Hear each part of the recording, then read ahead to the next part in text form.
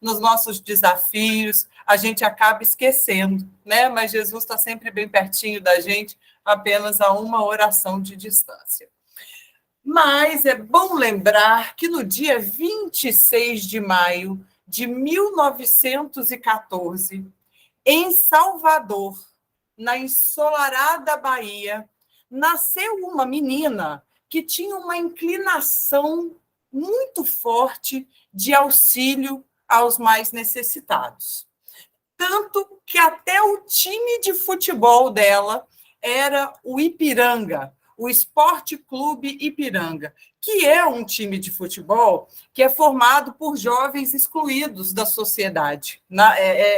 A grande veia desse time de futebol é juntar jovens, né? Começou juntando jovens que eram excluídos da sociedade, por questões étnicas, sociais, econômicas, e, por conta disso, eram impedidos de participarem de clubes de futebol no Brasil. A gente sabe que os times de futebol custaram muito a aceitar negros, né? Era um esporte de pessoas de nível social mais elevado, mas o Ipiranga, então, acolhia. E ela gostava tanto, tinha uma inclinação tão forte para auxílio aos mais necessitados, que até o time do coração de futebol dela, ela escolheu mediante essa forma, né? essa característica do clube.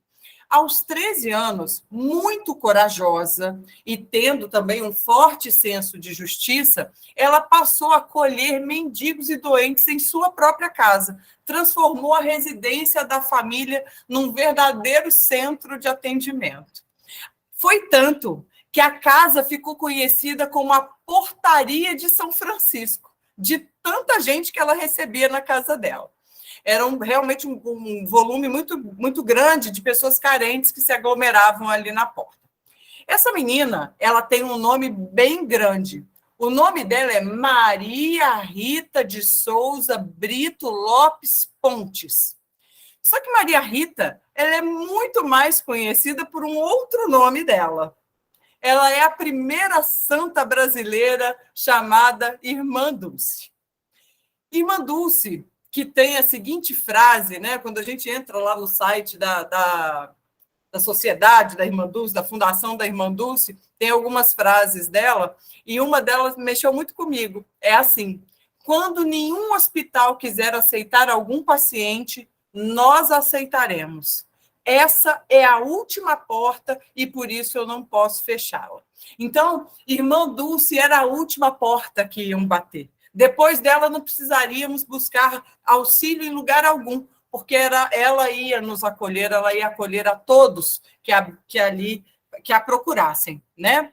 O também baiano Divaldo Franco nos fala em um vídeo que consta no canal do YouTube da Mansão do Caminho, que uma vez, no mês de janeiro, ele recebeu de alguns amigos de São Paulo um caminhão com 8.000 panetones. E aí o Divaldo procurou, né, distribuir em algumas instituições ali de Salvador, entre elas a de Irmã Dulce, né?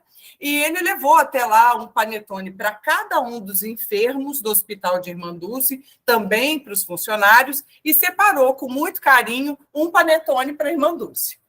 E aí ele subiu as escadas e foi encontrar a Irmã Dulce. Essa história é muito conhecida. Ela estava numa cadeira de madeira extremamente desconfortável, e ele falou: olha, irmã, esse aqui é para a senhora. Ela pegou o panetone e falou assim: nossa, meu filho, eu vou demorar um ano para comer esse panetone, porque eu como assim bem pouquinho mesmo. Mas o Divaldo ficou muito mexido em ver Irmã Dulce sentada naquela cadeira de madeira tão incômoda, né? Ela já estava enfrentando aqueles graves problemas respiratórios que ela também tinha problemas renais. O Divaldo conta, inclusive, que um dos filhos dele, que é médico, cuidava de Irmã Dulce. E aí o Divaldo, com muito jeito, pediu licença para promover uma campanha para adquirir uma cama hospitalar para ela, para que ela tivesse um pouco mais de conforto, um pouco mais de comodidade, né?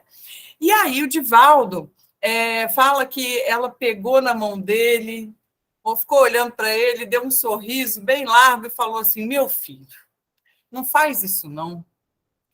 Eu estou sentada aqui por uma necessidade. Essa cadeira de madeira já me deu 10 camas que eu coloquei na UTI do nosso hospital. Essa aqui é uma cadeira missionária, porque todo mundo que ia lá via a irmã Dulce sentada naquela cadeira ficava morrendo de pena, né? E aí se movimentava para mandar camas de UTI para ela. Então a cadeira era missionária, né? Aquela cadeira multiplicava bênçãos. Obviamente, meus amigos, não era a cadeira, né? Mas a grandeza desse espírito de irmã Dulce, que se colocava ali no desconforto para confortar outros desassistidos que procuravam por ela. Né? E falando, então, em multiplicação de bênçãos, nós estamos aqui com o nosso tema de hoje, que é o estudo da parábola dos talentos. Então, para contextualizar, é importante a gente dar uma olhadinha nela, mas eu peço licença de vocês para falar essa parábola dos talentos, mas trazida de uma outra forma. Ela trazida por irmão X, Humberto de Campos, no livro Entre Irmãos de Outras Terras. Em 1965, os médiuns Francisco Cândido Xavier, o nosso querido Chico, e o Valdo Vieira, eles percorreram em missão de intercâmbio doutrinário e fizeram visitas fraternas a outros países. E aí eles visitaram os Estados Unidos, Inglaterra, foram França também, e o irmão X traduz aqui uma parábola, um pouco dessas visitas, né, dessa visita entre irmãos de outras terras, desse livro.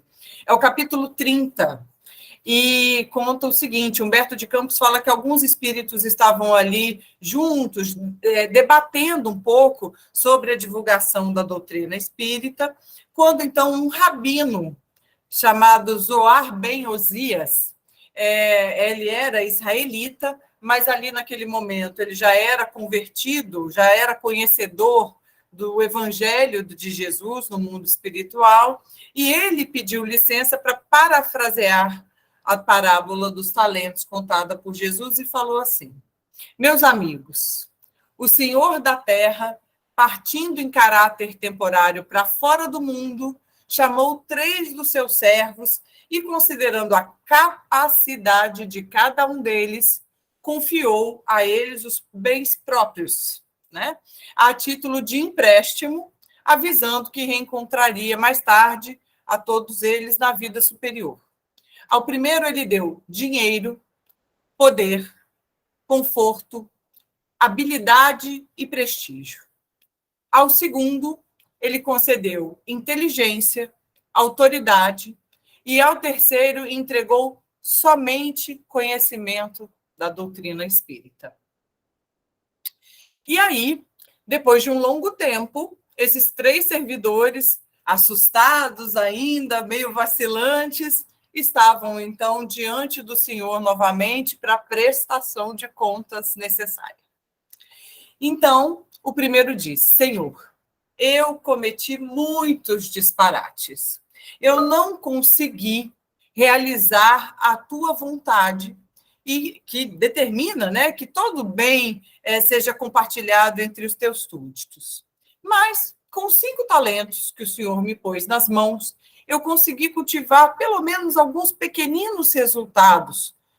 Outros 5, que são o trabalho, o progresso, a amizade, a esperança e a gratidão, e isso eu plantei no coração de alguns companheiros que ficaram no mundo. Me perdoe, divino amigo, se eu não pude fazer mais.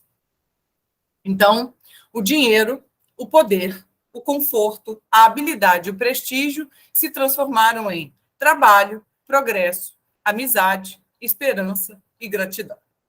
O Senhor, então, respondeu tranquilo: está tudo bem. Você foi um servo fiel. Você não errou na sua intenção. Volta à terra para uma nova jornada, reinicia a sua obra interrompida e você vai renascer, na verdade, entre o amparo de tanta amizade que você juntou. Né? Dentro daquela multiplicação, ele ia retomar com esses bens que ele tinha deixado, as afeições que ele tinha deixado. Veio então o segundo e disse: Senhor, me conceda o perdão pela minha incapacidade. Eu não pude te compreender claramente os desígnios e, infelizmente, cometi, diante de todas as criaturas com quem convivi, lastimáveis enganos. Ainda assim, eu consegui mobilizar os 2 valores que o Senhor me deu e angariei outros 2, que são a cultura e a experiência, para muitos dos irmãos que ficaram na terra. E aí, o excelso benfeitor disse satisfeito: está tudo bem, você foi um servo fiel, não errou pela intenção. Volta ao campo terrestre e reinicia a obra interrompida, renascendo sob o amparo das afeições que ajuntastes.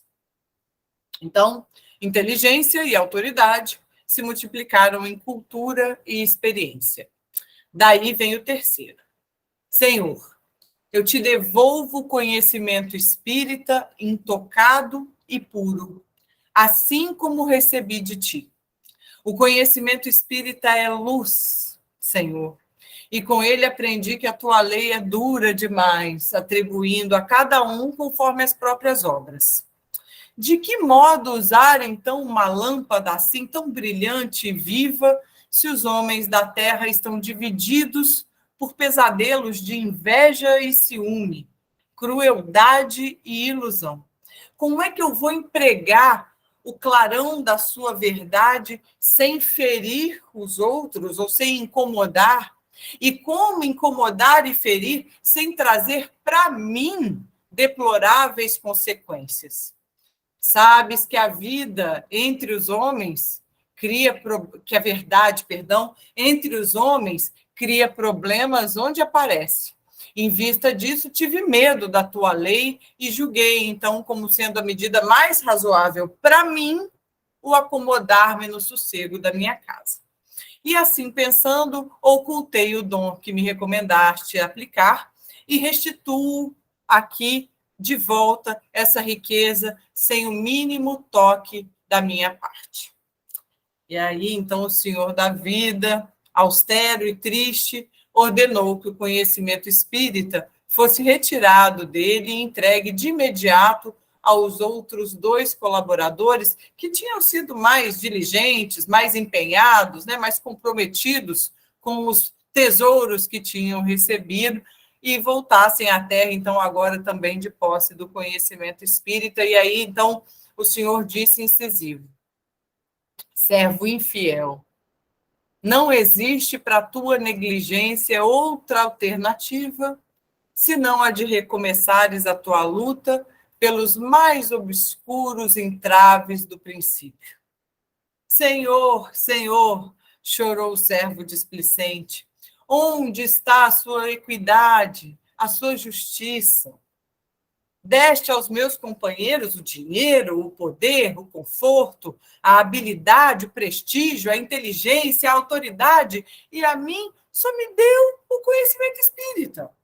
Como que faz cair sobre mim, então, tanta severidade? O Senhor, então, explicou com brandura: você não desconhece que te atribuí a luz da verdade como sendo o bem maior de todos. Se ambos os teus companheiros não acertaram em tudo, é porque lhes faltou o discernimento que você podia ter ministrado a eles, através de corrigir amando e trabalhar instruindo. Você escondeu a riqueza que te emprestei e não só perdeu por temor de sofrer e auxiliar, mas também fez com que os outros, os teus irmãos, tivessem uma obra deficitária, porque você também não concedeu a eles o conhecimento. Eles teriam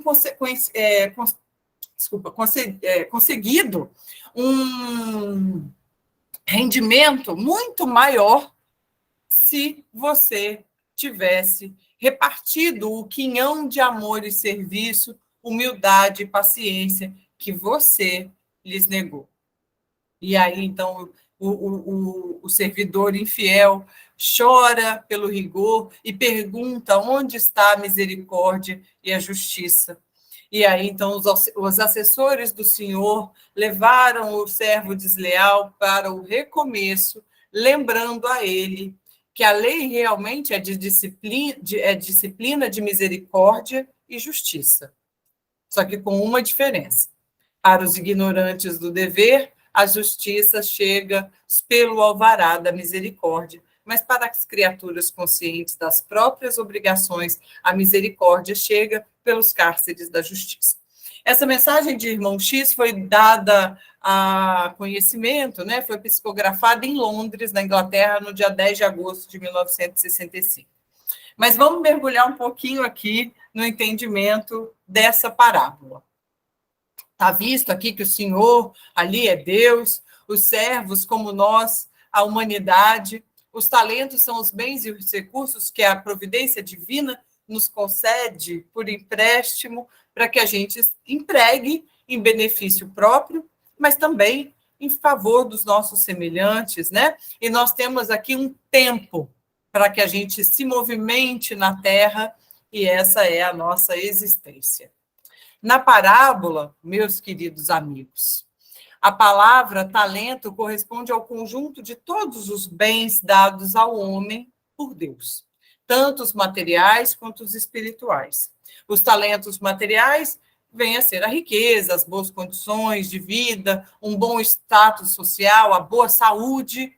Os talentos espirituais podem ser uma mente, né, iluminada, a inteligência, uma boa memória, diversas habilidades nos campos de serviço, de artes, o dom da oratória, a valentia, a sensibilidade, a compaixão, as várias qualidades que são construídas por nós através da misericórdia que o Criador nos dá desde a nossa criação.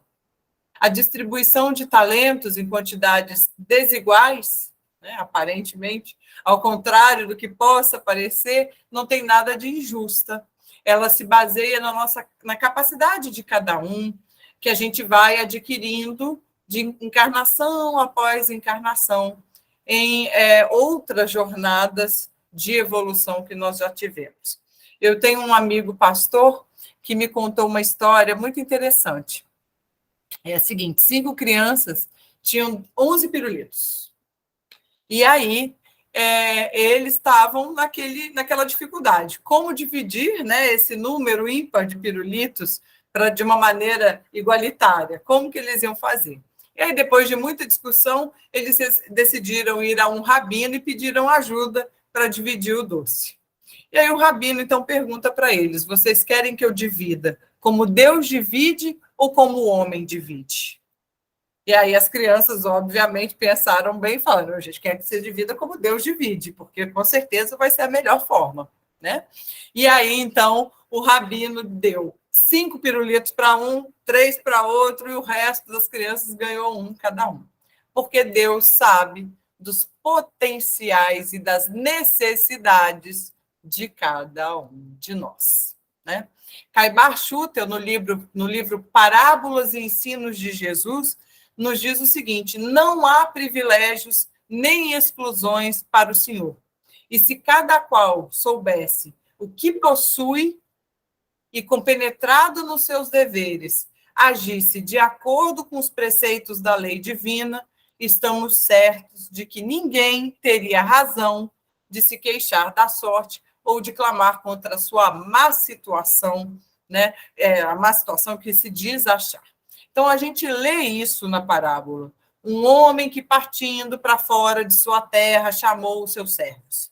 Entregou-lhe os seus bens, a um deu 5 talentos, a outro deu 2, e a um outro deu 1, de acordo com a sua capacidade. A cada um segundo a sua capacidade. E ausentou-se, então, para longe, né? E tendo ele partido, o que recebeu 5, multiplicou para mais 5. O que recebeu 2, granjeou mais 2, e o que recebeu 1, cavou um buraco na terra e escondeu o dinheiro de seu senhor. Então, por essas palavras, Jesus nos ensina, meus amigos, que a confiança depositada por Deus a seus filhos vem nos concedendo o gerenciamento de bens, de acordo com as possibilidades de cada um. O texto também nos mostra sobre a bondade divina, sempre de absoluta misericórdia, que fornece a cada experiência de reencarnação, a cada oportunidade reencarnatória, né, as bênçãos necessárias para cada um de nós, para os nossos reajustes, né? Então, nesse sentido, eu gosto muito de um texto do Emmanuel, que diz o seguinte, o título é Melhorar para Progredir. É muito emblemático isso que Emmanuel está nos trazendo dentro desse contexto que a gente está falando hoje, né? Está no livro Palavras de Vida Eterna, psicografia do Chico também, e que Emmanuel diz o seguinte, melhorar para progredir, eis a senha da evolução. Não esqueça que os talentos de Deus são iguais para todos, competindo a nós outros a solução do problema alusivo à capacidade de recebê-los.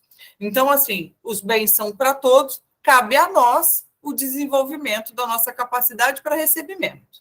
Esse alerta do Emmanuel é muito, muito importante, e isso também é muito bonito, né? Deus nos concede em misericórdia absoluta as bênçãos necessárias para o nosso reajuste, a nossa evolução dentro das nossas condições e nos dando a possibilidade, nos dando o poder da gente se melhorar. Os talentos são iguais, disponíveis. Cabe a mim o esforço, a dedicação para ampliar em mim a capacidade de receber cada vez mais, né? Emmanuel, nesse texto, nos diz uma frase assim, muito bonita. Ele diz assim, passa o rio dos dons divinos em todos os continentes da vida. Contudo, cada ser lhe recolhe as águas segundo o recipiente de que se faz portador. Então, eu posso ser do tamanho de um copinho, uma garrafa, posso ser um tonel, né? De acordo com o meu empenho em aumentar cada vez mais a minha capacidade de ser preenchido com os talentos para que eu venha fazendo, para que eu faça, então, bom uso e restitua à vida o que me foi dado. E aí, assim, eu vou cada vez mais progredindo na minha estrada espiritual. Muito bonito isso, né? Então, os servidores que receberam os talentos representam três diferentes categorias evolutivas do espírito. Os que receberam 5 talentos são espíritos já mais experimentados, mais vividos, que aqui reencarnam para missões, para movimentar, para nos estimular, para nos dar exemplos. A gente já falou aqui da querida irmã Dulce. E tantos outros, né? Que nos impulsionam em diversos campos. Já imaginaram um Einstein da vida enterrar o talento dele na Terra? Né? Já pensou um Einstein ficar obscuro com aquela inteligência toda? Os que recebem, então, 2, né, estão destinados a tarefas mais restritas, né? Dentro da família, por exemplo. E os que recebem 1 não têm outra responsabilidade senão a de promoverem o progresso espiritual em si mesmos, mediante a aquisição de virtudes que lhes faltam, né? Na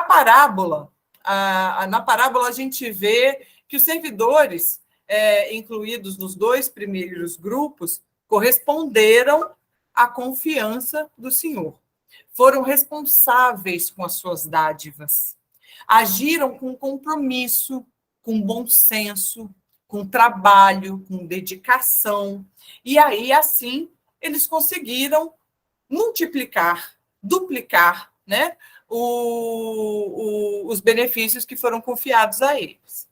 O terceiro não seguiu esse exemplo, né? Ele tinha uma personalidade mais inibida, mais medrosa, ele foi imaturo, descompromissado, no que se expor, no que se desgastar, no que se indispor, né? Ele não soube utilizar como deveria aquela concessão celeste. Então, representa os homens que usam mal, desperdiçam os dons recebidos do Pai Celestial. A maioria das pessoas, no estágio atual da evolução, acaba procedendo dessa forma, né? E aí vem essa necessidade de reencarnações inumeráveis como um processo reeducador, né? Às vezes a gente recebe tantos talentos, mas a gente vai e enfia na terra e não multiplica, né, com os nossos irmãos. Tem um texto muito bonito de um homem chamado Rabindranath Tagore. Ele é um indiano, ele nasceu em Calcutá. Ele foi o primeiro poeta romancista não europeu a receber um prêmio Nobel de literatura. Divaldo psicografa livros desse espírito, e eu trago aqui para a gente, essa noite, um conto muito bonito dele, que tem tudo a ver com o que a gente está falando. Ele conta que um lavrador tinha plantado seu trigo e já tinha feito a sua colheita, né? E ele colocou a colheita toda numa sacola e foi andando para sua casa. Na estrada, naquele caminho a pé, poeirento, ele notou que no sentido contrário ao que ele ia, vinha uma carruagem riquíssima, revestida de estrelas. E o lavrador, olhando para aquela carruagem toda iluminada, viu que ela, de repente, parou bem juntinho dele. De dentro da carruagem saiu o Senhor do mundo e estendeu a mão a ele, pedindo esmola. E o lavrador ali, meio espantado com o fato do Senhor da vida estar pedindo para ele, um simples trabalhador rural, ajuda, botou a mão na sacola e tirou e deu ao divino pedinte apenas um grãozinho de trigo. Deu uma sementinha para ele, né? O senhor, então, agradece a esmola e vai embora na sua carruagem. E aí o lavrador fica ali pensando no que tinha acontecido, né? Meio assustado, ainda tentando realizar o que tinha acabado de acontecer, meio espantado. E aí, de repente, ele reparou que de dentro daquela sacola vinha uma claridade, aquela sacola que estava toda cheia de poeira, ele viu um brilho sair de dentro dela. E aí ele percebe que aquele pequeno grão de trigo que ele tinha doado tinha voltado para a sacola, mas agora era uma pepita de ouro, uma pequena pepita de ouro. E diante disso, ele gritou com as mãos na cabeça: que louco eu fui! Por que eu não dei para o soberano da vida tudo o que eu tinha? Né? Será, meus queridos amigos, que nós não estamos agindo como esse nosso irmão lavrador? Não é? Será que nós estamos dando tão pouca fração do que nós temos, da nossa capacidade? Será que nós não estamos enterrando o nosso talento, que nos foi concedido, e nos foi concedido para o nosso próprio benefício, para que a gente possa se lapidar, para que a gente tenha ferramentas para crescer espiritualmente, né? Lembrando que pouco importa a nossa capacidade, lembra? Pode ser um copinho, uma garrafa, um tonel, né? Mas importa o nosso empenho em ampliar essa nossa capacidade e multiplicar com os nossos irmãos as nossas bênçãos. A querida Sueli Caldas Schubert, no seu livro Dimensões Espirituais do Centro Espírita, tem uma emocionante história que é narrada por Manuel Filomeno de Miranda, que conta a história, uma oportunidade, uma ocorrência, uma situação vivida pelo dirigente espírita baiano José Petitinga. O Petitinga, ele foi um grande trabalhador espírita e, após ler o livro dos Espíritos, que tinha sido emprestado por um amigo durante uma viagem de trem, ele varou a madrugada lendo o livro dos Espíritos e, no dia seguinte, ele só conseguiu dizer para o amigo dele num sussurro: era isso que me faltava para entender Deus. né? Então, a partir dali, o Petitinga virou um trabalhador fiel. E numa manhã de domingo, o Petitinga estava na União Espírita de Baiana, numa palestra, ele estava falando sobre o perdão das ofensas, falando ali, baseado no Evangelho segundo o Espiritismo, todo mundo muito emocionado com a explanação do Petitinga, ele falando de uma maneira muito bonita para todo mundo ali, quando, de repente, entra no salão um homem que era de uma família muito proeminente, uma família importante de Salvador, só que esse homem era portador de uma mediunidade muito ostensiva e ele tinha um obsessor acompanhando ali, né? E ele foi, então, até a tribuna, fazendo muito barulho, muito escarcéu, e ele, então, começa a gritar com Petitinga. Hipócrita, quem é você para pregar? Você é tão imperfeito. Como é que você se atreve a falar de verdade, de pureza, né? Fala a verdade para eles. Fala a verdade para eles. Você tem tantos desequilíbrios internos. Fala para eles. E aí fica aquele climão, né? A gente pode imaginar que situação desagradável que o Petitinga passou. Então, aquele constrangimento, aquele silêncio absoluto no salão, o Petitinga pálido, mas manteve a calma e olhou para o seu agressor e respondeu com muita humildade: você tem toda a razão, eu reconheço. Mas, inclusive, o tema de hoje é exatamente o perdão das ofensas. Mas antes que o Petitinga pudesse continuar, ele grita: não foge não, covarde. Eu não estou falando do tema de hoje, não. Eu estou falando das condições morais que devem revestir os que ensinam o que você chama de verdade, e essas condições morais te faltam. Sai dessa tribuna agora, abandona essa vida.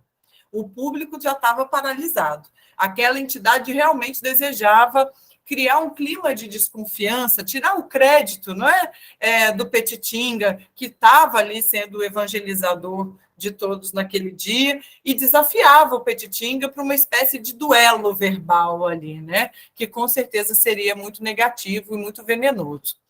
E aí o Petitinga manteve a serenidade e, com muita humildade, chama aquela entidade de amigo, deu razão às suas acusações e declarou, então, para todos os presentes ali: o mestre nos ensinou, disse o Petitinga, que a gente devia se confessar uns com os outros.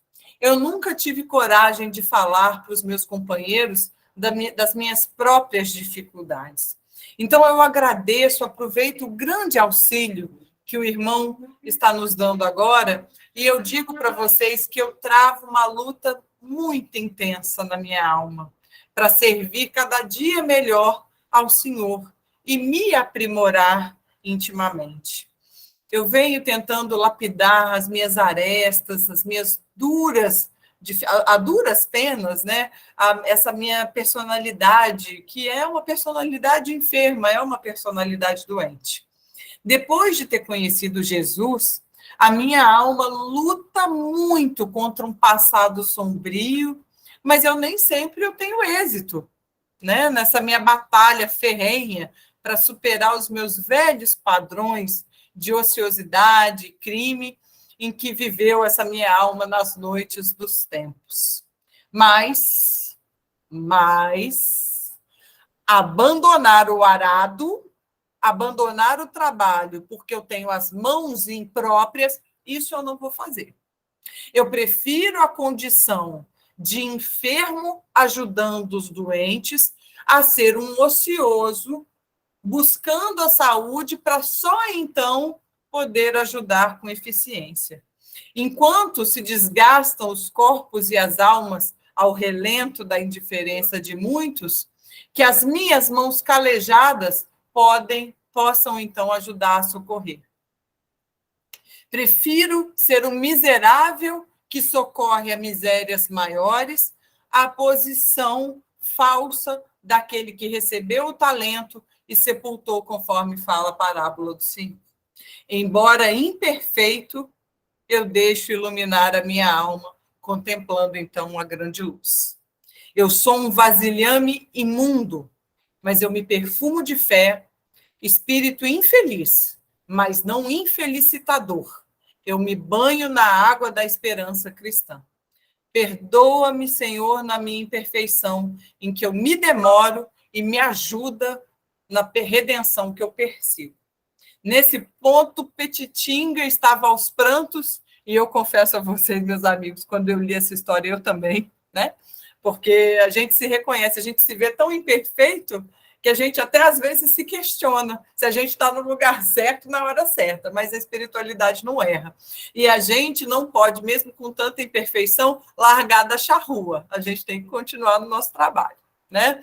Então, Petitinga estava chorando, envolvido ali, obviamente, em vibrações muito superiores. Todo mundo, naquele momento, chorava, e, de repente, então, a entidade jogou o médium no chão e também, muito emocionada, pediu perdão de joelhos a Petitinga e disse: a tua humildade me venceu, me perdoa e me ajuda, chamando até Petitinga de bom velhinho. O Petitinga, então, foi até ele e falou com muita bondade, pediu para todos, então, ali naquele momento, orarem a Jesus pelo aquele irmão sofredor e por todos que estavam ali, porque todos ali eram sofredores, né? Então, como a gente pode ver nessa história maravilhosa, meus queridos irmãos, nesse testemunho belíssimo contado a Sueli Caldas Schubert por Manuel Filomeno de Miranda, a humildade de Petitinga, que nos fala exatamente do que a gente está comentando aqui hoje, né? Não importa o tamanho do recipiente espiritual que nós somos, nós recebemos talentos e, dentro da nossa imperfeição, nós podemos tomar mão do arado, ir ao trabalho, multiplicar os talentos recebidos da bondade divina e persistir na nossa modificação. Emmanuel também, no livro Palavras de Vida Eterna, no capítulo Vida e Posse, nos alerta: lembra-te de que amanhã restituirás à vida o que a vida te emprestou, em nome de Deus, e que os tesouros do teu espírito serão apenas aqueles que houveres amealhado em ti próprio no campo da educação e das boas obras, né? Então, tudo que a gente tem aqui é empréstimo divino, exatamente como a parábola nos apresenta. De nosso é só o amor para dar, né? O amor que a gente conseguir exalar utilizando desses recursos que a gente recebeu, que nos foram concedidos.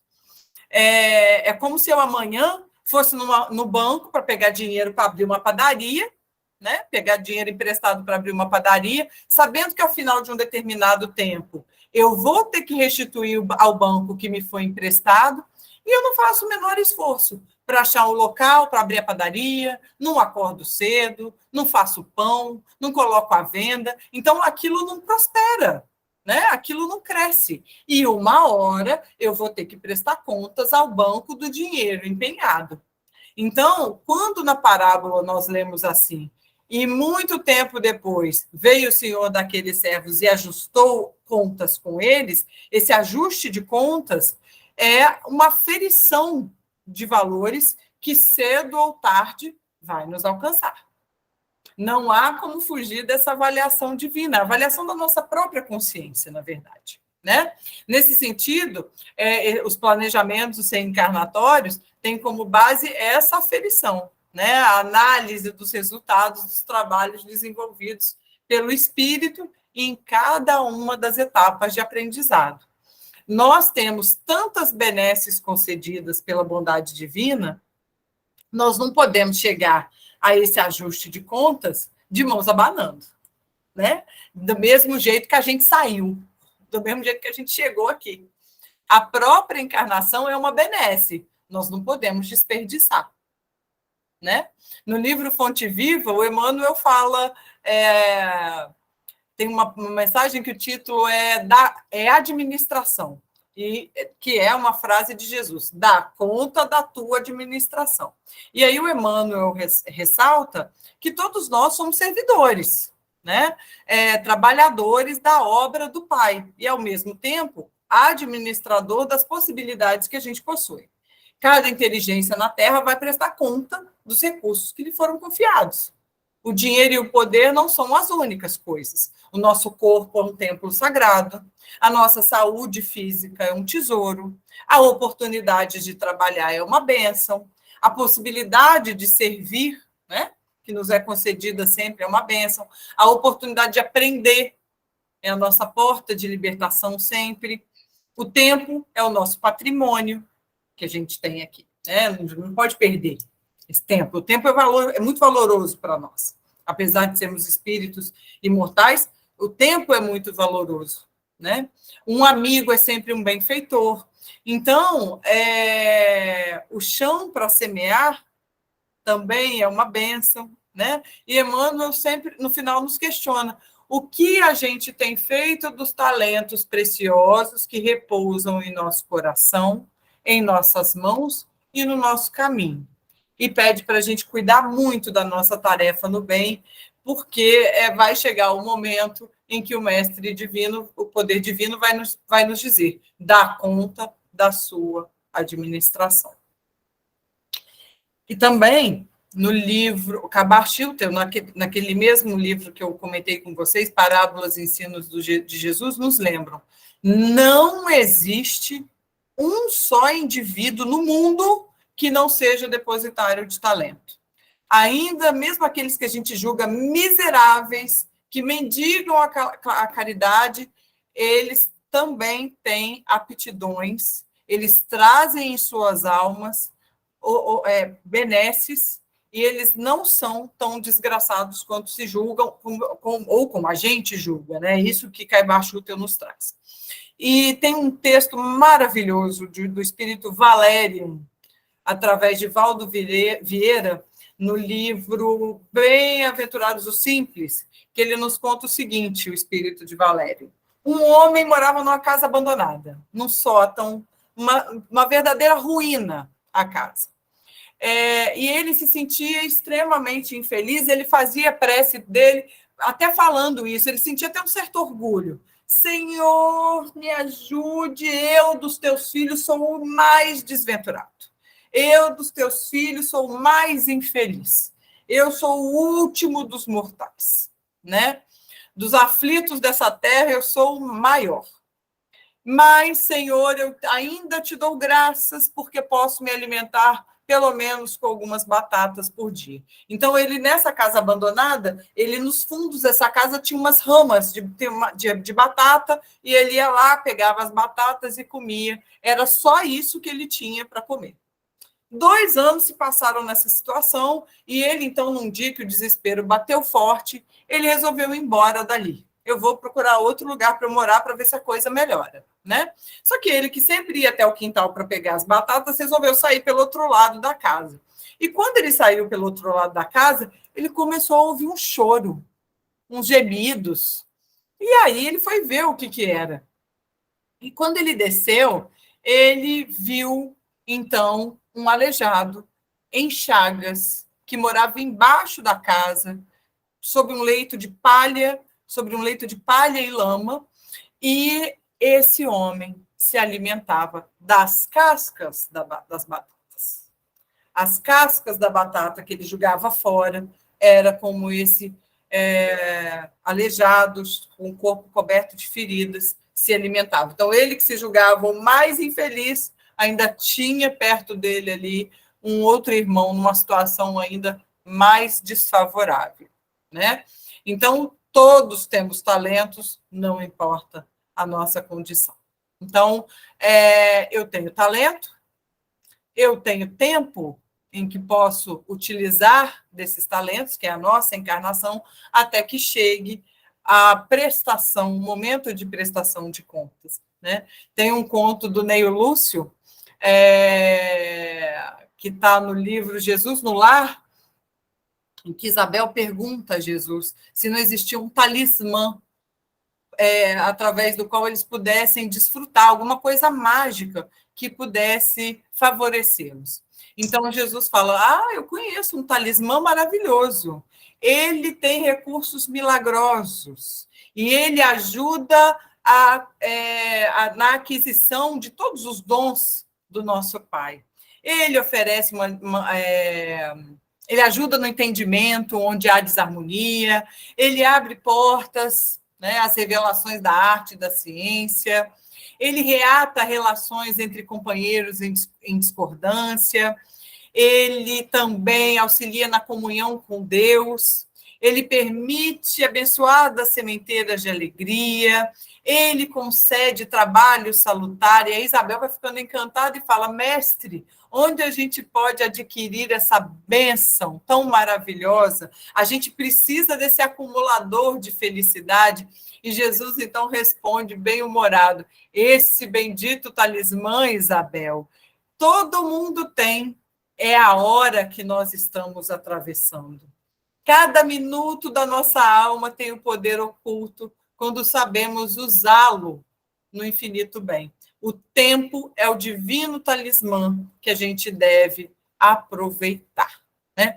Então, meus amigos, como a gente está aqui utilizando esse talismã poderoso que é o tempo, a gente deve se questionar, né? Claro, nós somos espíritos imortais, mas até quando nós vamos malbaratar o nosso tempo, dar tão pouca importância ao nosso tempo?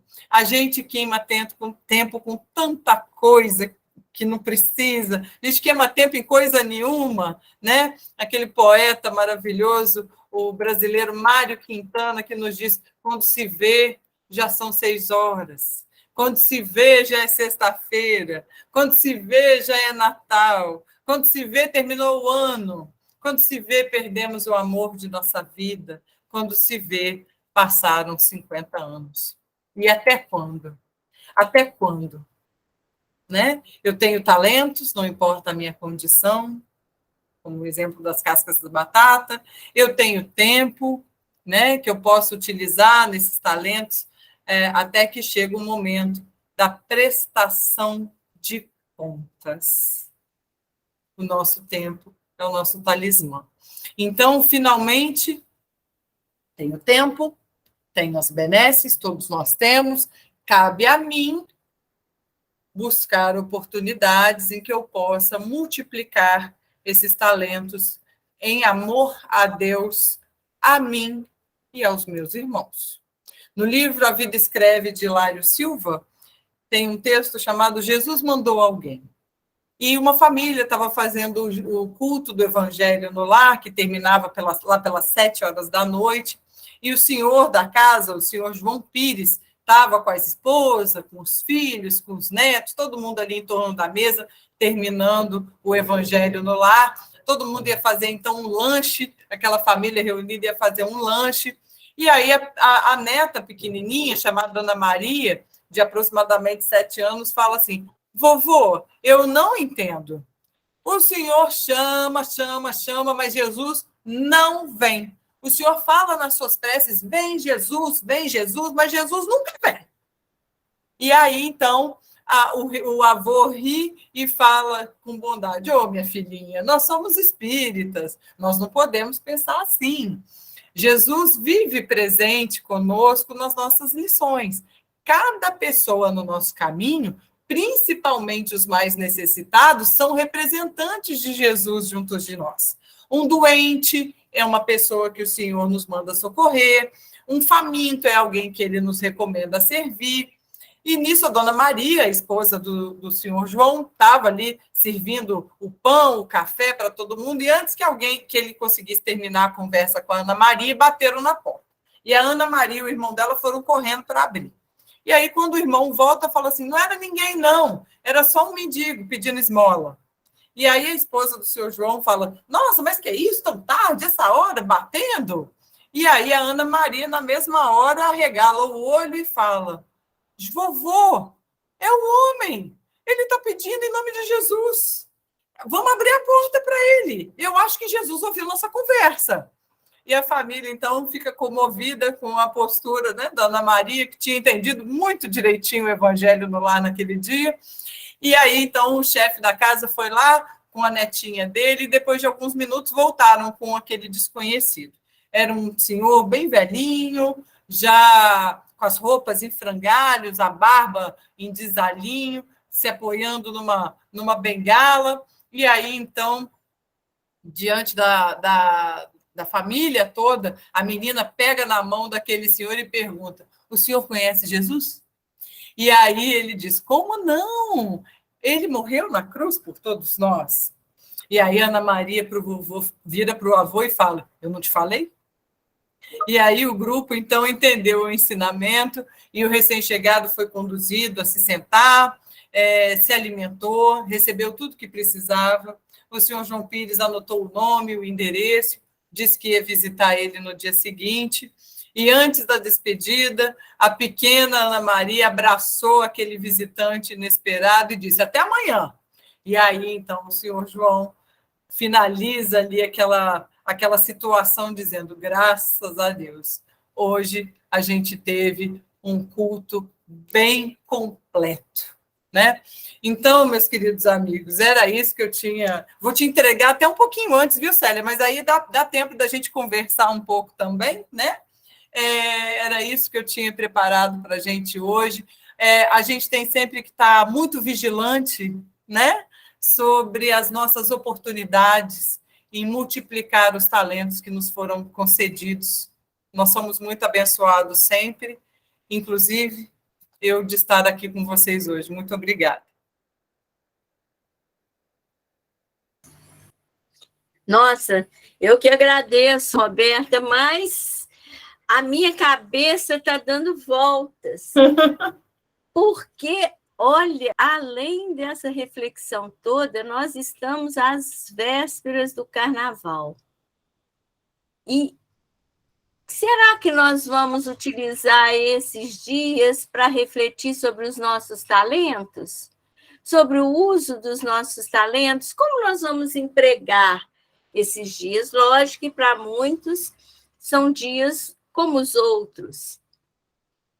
Mas será que nós vamos receber aquele que bater na nossa porta? Como é que nós vamos fazer o nosso evangelho lá? O que você acha que a gente poderia fazer um bom uso desse talento que são os feriados de carnaval para uns, os momentos em que muita gente fala, mas é uma turbulência. Será que nós podemos, apesar da turbulência, fazer alguma coisa útil nesse momento? O meu carnaval, minha amiga Célia, já estou me programando, tem uma pilha de livros espíritas aqui que eu preciso botar em dia. Aqui no Centro Espírita Maria Angélica, que é perto da minha casa, vão ter 3 dias de palestras sobre a fé, que eu estou me programando para ir, mas principalmente o que eu combinei com meu marido. Vão ser dias em que diariamente eu pretendo fazer aqui um evangelho no lar, e muitas preces vai ser a forma, né? Vai ser vai ser um grãozinho de areia aí de preces para que a espiritualidade amiga possa ter facilitado o seu trabalho nesse momento que a gente sabe que é tão turbulento, né, espiritualmente para a gente. Então, que no centro espírita que eu frequento aqui na Barra de Guaratiba, o grupo espírita da Fraternidade Irmão José, que o mentor da casa é o José Grosso, o presidente do centro falava de verdadeiros hospitais que Bezerra de Menezes organiza nesse período para poder socorrer tantos desencarnes que acontecem, tantos desvarios, então que a gente possa saber que nada, a gente não é proibido de nada, né? Nem tudo, mas só que nem tudo nos convém, né? Então que a gente possa usar esses dias aí para muitas preces, para que a gente possa auxiliar de alguma forma a espiritualidade amiga. Pelo menos é isso que eu vou fazer. A Delange levantou a mão. Vamos lá, Delange. O microfone para a gente poder te ouvir. Para a gente lembrar do livro Nas Fronteiras da Loucura, né? Eu acho que é um momento que, se alguém puder ler, aproveitar esses dias para ler, esse livro é maravilhoso. Fala exatamente do trabalho de Bezerra de Menezes nos dias de carnaval, principalmente na região do Rio de Janeiro, né? Então, é uma coisa que vale a pena. E se bobear, na época que ele foi escrito, as loucuras não eram nem tão loucas quanto agora. Então, vamos... Com certeza. E Juiz de Fora virou quintal do Rio de Janeiro. Então, nosso trabalho também, a gente de auxiliar, é grande, né? Muitas preces nesses dias, né, meus Sim. amigos? Muitas preces. Nosso compromisso é grande. Alguém quer perguntar mais alguma coisa, aproveitar? Olha que a gente vai tirando, né? Vai tirando, assim, nós não somos fáceis, não.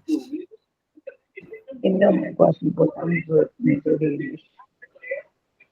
Cláudia está dizendo, ótima dica, Adelange, é isso mesmo. Eu vou até procurar ele, sabe, Adelange, para tentar dar uma lida nele também. Parece que alguém está tentando falar alguma coisa. Mas, se ninguém tem nada a dizer mais ou perguntar, nós vamos passar para a nossa irradiação. Vamos aproveitar essas palavras, essas reflexões, esse momento, que hoje é um dia muito especial mesmo, para que a gente possa colaborar com a equipe espiritual nesse trabalho tão difícil, que se multiplica nas mãos deles e que eles precisam da nossa colaboração, pequena que seja, mas que a gente possa